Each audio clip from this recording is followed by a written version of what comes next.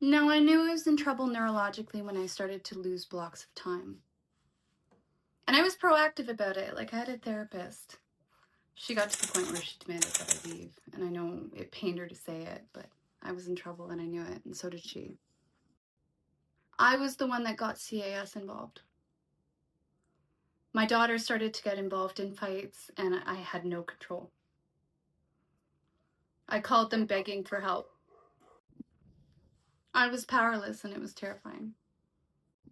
Now, I had lived a relatively sheltered life up until that point. I didn't really have exposure to a lot of these systems. I genuinely and legitimately thought that I would have an avenue for help here.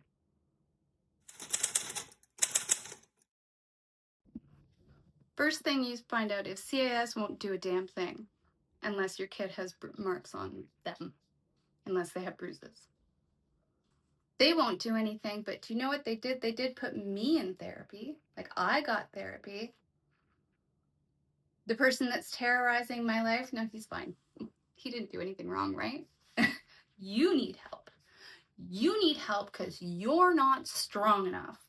You're not strong enough to put up with these huge societal toxic bombs. So we're going to fix you because you have something wrong with you, right?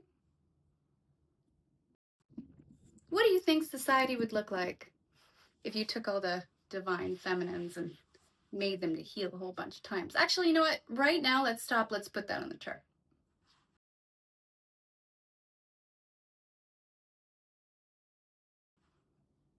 There you go. That's better. So let's get back. What do you think society would look like if you forced all the divine feminines to heal, I don't know, 9, 10 times in their lifetime, till they became like Amazonian strength women, and then asked them to couple with a generation of men that literally can't book their own goddamn doctor's appointments? What do you think that would look like? Now, societally, ragey men can be very useful. Ragey men are illogical. Ragey men will do things for other people without thinking about it first. Ragey people will lemming their asses onto a battlefield without realizing how fucking stupid it is until they wake up begging for their mothers. And if you want to know how often that happens, talk to a veteran. There's a reason they brought stimulants onto those fields.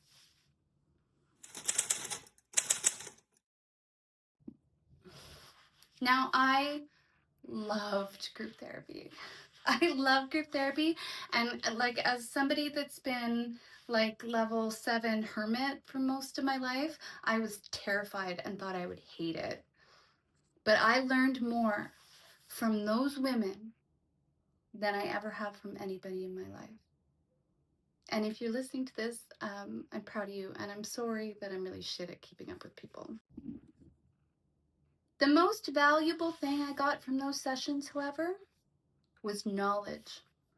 And it was knowledge of the consistency between all of the cases. And while each case was different, there was a significant procession of events that could be highly correlated. The fact that the legal system deals with this on a case-by-case basis is not only inefficient, but it's completely illogical. Now, I chose to be in the CAS therapy, but I think I was one of the only ones around the table. A lot of the other folks at the table had open criminal court cases and were sort of voluntold to go into the therapy program. My abuse package got to physical intimidation only. It did not have a large physical component to it. But that wasn't the consistent part. All physical abuse starts with emotional abuse. Physical abuse is an escalation of emotional abuse. When they're hitting you, they're blaming you for something.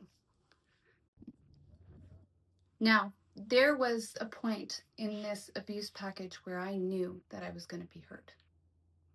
I could feel it. And at that point, I hid. Like, I prayed and I hid. But as a woman, you feel it. Now, for the people around the table that are connected to us, if you think it wouldn't have gone that far, you're ignorant. I literally hid behind doors, terrified for 3 full months.